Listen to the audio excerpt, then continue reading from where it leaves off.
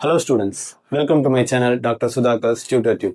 இன்னைக்கு நாம Financial Accounting 1ல Machinery Account எப்படி prepare பண்றது அப்படின்றத பத்தி தான் பார்க்க போறோம். So first of all, question பார்க்கலாம். A machine was purchased on 1/7/2020 of a cost of rupees 14,000. So ஒரு மெஷினை வந்து 1ஆம் தேதி ஜூலை மாசம் 2020 அன்னைக்கு 14,000 ரூபாய் கொடுத்து வாங்கியிருக்கேன்னு சொல்லியிருக்காங்க. கண்டினியூட்டி பார்க்கலாம். And ₹1000 spend on it's installation. அந்த மிஷினை கரெக்டான அந்த பிளேஸ்ல இன்ஸ்டால் பண்றதுக்காக ஒரு 1000 ரூபாய் செலவு பண்ணியிருக்கேன்னு வேற சொல்லியிருக்காங்க. ஸோ இப்போ the depreciation is charged of 10%. இந்த மிஷினுக்கு வருஷம் depreciation 10% சார்ஜ் பண்றேன் அப்படின்றத சொல்லியிருக்காங்க.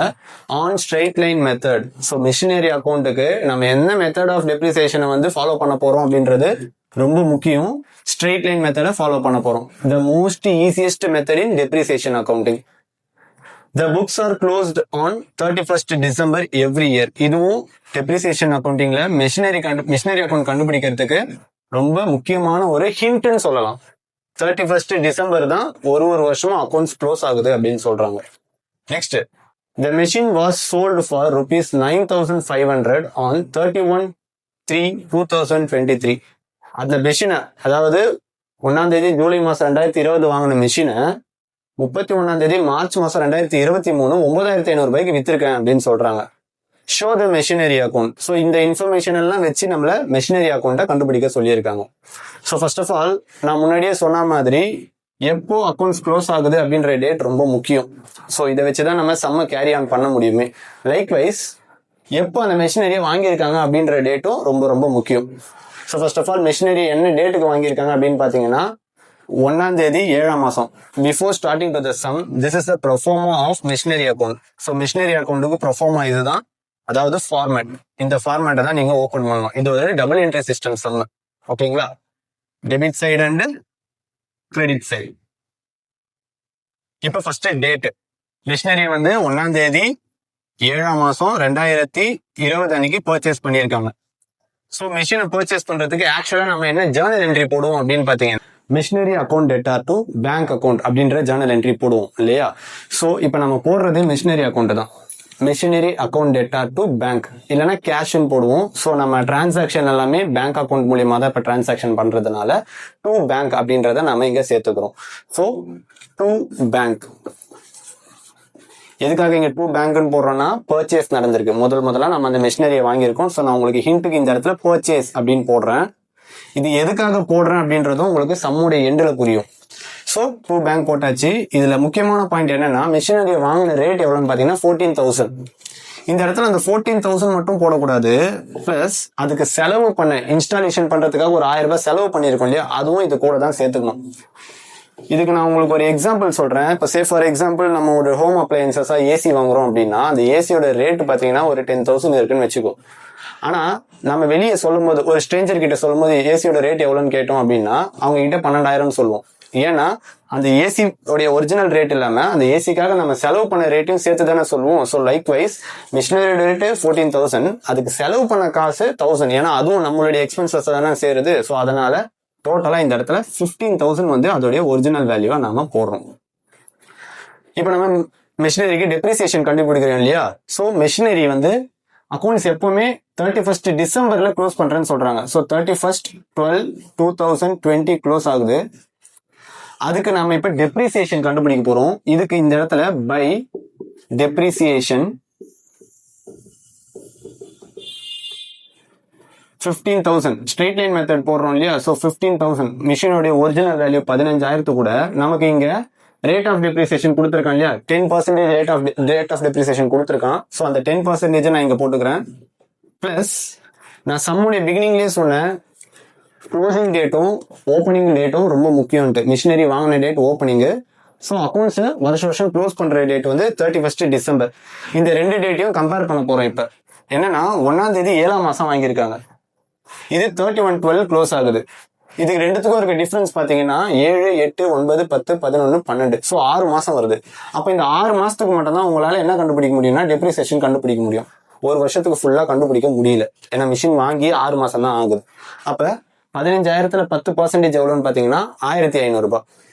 இந்த 6/12 இருக்கு இல்லையா, இது ஒன்றும் இல்லை, ஹாஃப். அதாவது 6 ஒன் டைம் 12 2 டைம், அப்போ 1/2, 1/2னா half. நீங்க ஆல்ரெடி 15,000 10% 1500 ரூபாய் கண்டுபிடிச்சிருப்பீங்க. அந்த 1500 ரூபாயில half எவ்வளோ? 750 ரூபாய். ஸோ 750. இதுக்கப்புறம் ஆஸ் யூஷுவல் நம்ம டேலி பண்ண வேண்டியதுதான். டெபிட் ஆஸ்பெக்ட் அதிகமா இருக்கா, கிரெடிட் ஆஸ்பெக்ட் அதிகமா இருக்கான்னு பாத்தீங்கன்னா டெபிட் ஆஸ்பெக்ட் தான் அதிகமா இருக்கு. ஸோ 15,000 டேலி பண்ணிக்கிறேன். அந்த 15,000 அப்படியே கிரெடிட் ஆஸ்பெக்ட்டுக்கு எடுத்துட்டு போறேன்.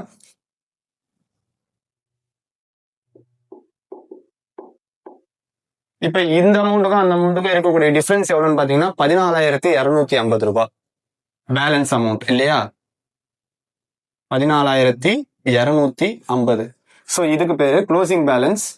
எப்பவுமே வருஷம் வருஷம் என்ன டேட்ல க்ளோஸ் ஆகுதுன்னு பாத்தீங்கன்னா 31/12/2020 க்ளோஸ் ஆகுது. இப்ப நம்ம கண்டுபிடிச்ச பேலன்ஸ்க்கு பேரு பை பேலன்ஸ்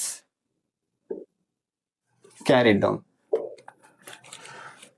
ஒரு வருஷத்துடைய க்ளோசிங் பேலன்ஸ் அடுத்த வருஷத்துடைய ஓப்பனிங் பேலன்ஸ் இல்லையா? ஸோ 31/12 க்ளோஸ் ஆயிருக்கு அப்படின்னா அடுத்த வருஷம் புதுசா 1ஆம் தேதி 1ஆம் மாசம் 2021 ஓப்பனிங் பேலன்ஸா வரும். இந்த அமௌண்ட் இருக்கு இல்லையா 14,250, அதை அப்படியே இங்க டிரான்ஸ்ஃபர் பண்ணணும். So to balance brought down 14,250.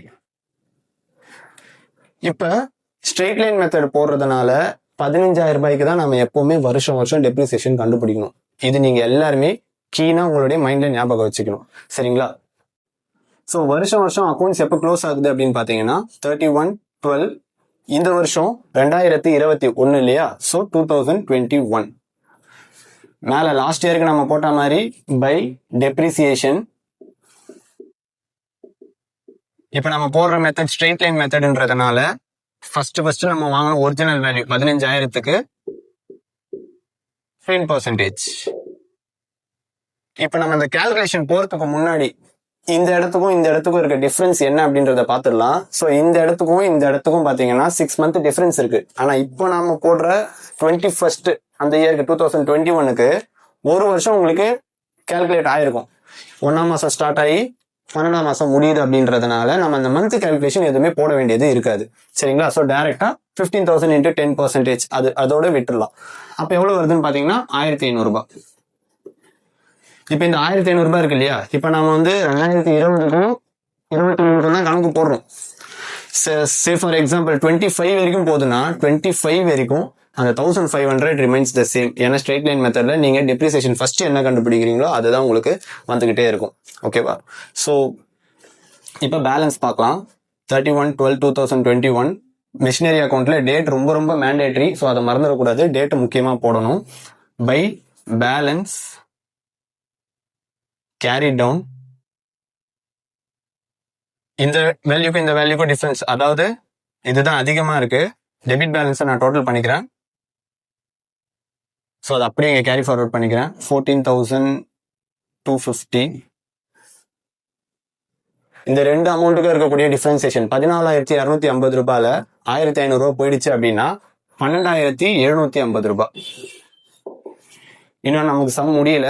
ஏன்னா நமக்கு 2023 தான் மிஷினை சேல் பண்றாங்க. ஸோ அன்டில் தட் நம்ம சம் கேரி ஆன் பண்ணிக்கிட்டே இருக்கணும். இப்போ நம்ம 21ல இருக்கோம். ஸோ அடுத்ததான் 22க்கு போகலாம். 1/1/2022 to balance brought down. அந்த லாஸ்ட் இயர் 21 க்ளோசிங் பேலன்ஸ் இருக்கு இல்லையா 12,750 ரூபாய். அதை இந்த வருஷத்துடைய ஓப்பனிங் பேலன்ஸா திருப்பி நான் கொண்டு வரேன் 12,750. ஸோ இப்ப வருஷத்துடைய எண்டு, அதாவது 31/12/2022 இதுக்கு நம்ம டெப்ரிசியேஷன் கண்டுபிடிக்க போறோம். ஸோ இந்நேரம் நீங்க அண்டர்ஸ்டாண்ட் பண்ணிட்டு இருப்பீங்க நான் போட போற டெப்ரிசியேஷன் அமௌண்ட் என்னன்னு. கால்குலேஷனே தேவை கிடையாது, ஸ்ட்ரெயிட் லைன் மெத்தட் போடுறதுனால 1,500 தான் நம்மளுடைய டெப்ரிசியேஷன் அமௌண்ட். ஓகேவா?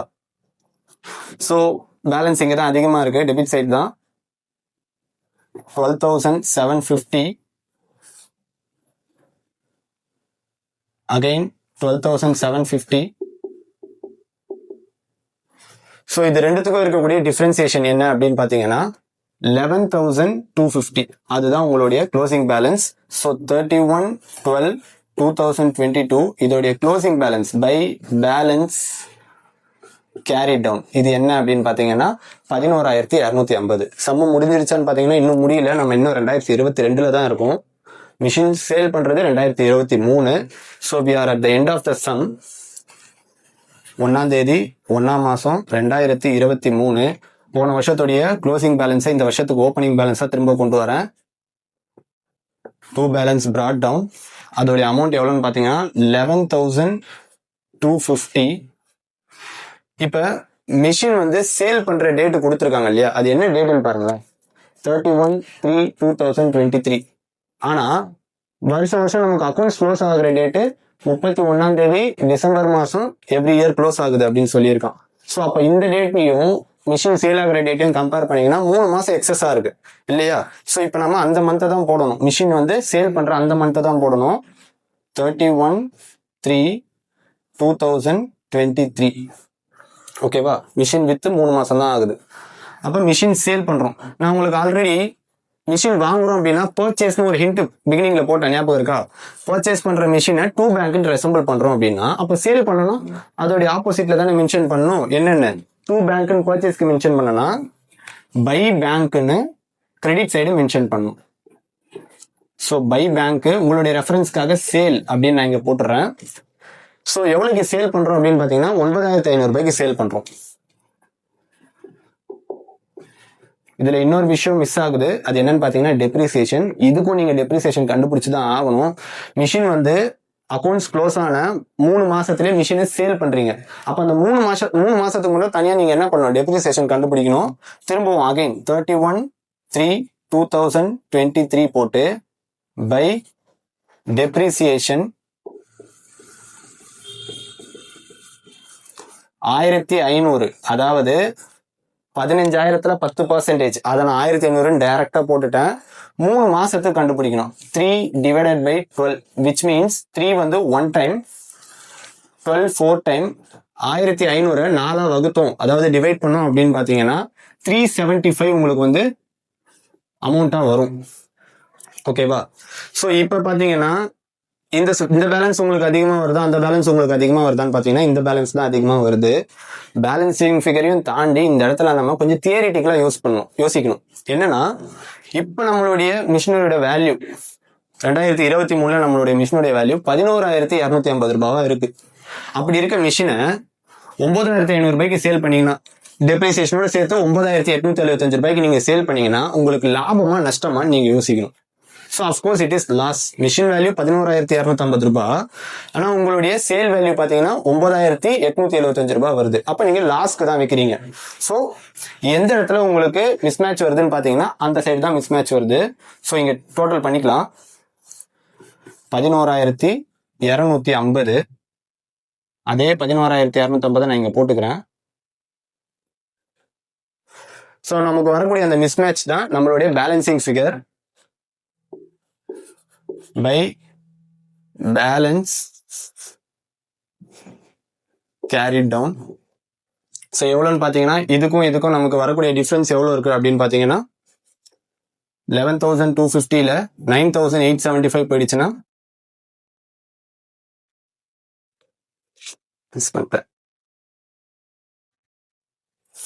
பரவாயில்ல.